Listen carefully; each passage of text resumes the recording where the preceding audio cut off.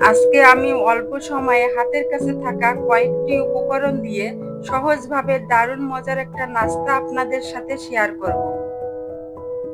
এজন্য আমার লাগবে পেঁয়াজ কুচি, কাঁচামরিচ, লবণ, হলুদ, ভাজা লাল মরিচ গুঁড়া, চাট মশলা, গরম মশলা গুঁড়া, আদা রসুন বাটা।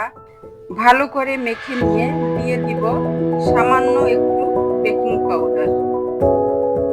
এখানে নিয়ে নিলাম 3টি সিদ্ধ আলু। আলুটাকে আধা ভাঙা করে নিব, একদম ভর্তা করে ফেলবো না। এখন দিব পরিমাণ মতো বেসন, আলতো হাতে মেখে নিব। সামান্য পানি ছিটা দিয়ে মাখা মাখা করে নিব। এভাবে ছোট ছোট পেঁয়াজের মতো করে তেল ভালোভাবে গরম হয়ে এলে সবগুলো দিয়ে মিডিয়াম আঁচে ভেজে নিব।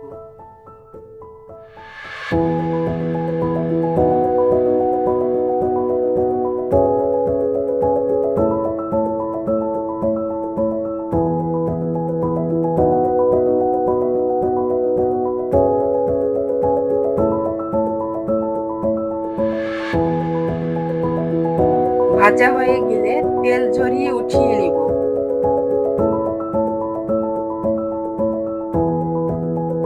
সবাই একবার হলেও বানিয়ে খাবেন, অসম্ভব রকম মজার হয় কিন্তু এই আলুর পাকোড়া। আশা করি সবার ভালো লেগেছে। দেখা হবে অন্য কোনো ভিডিওতে। আজ এ পর্যন্তই, সবাই ভালো থাকবেন। আসসালামু আলাইকুম।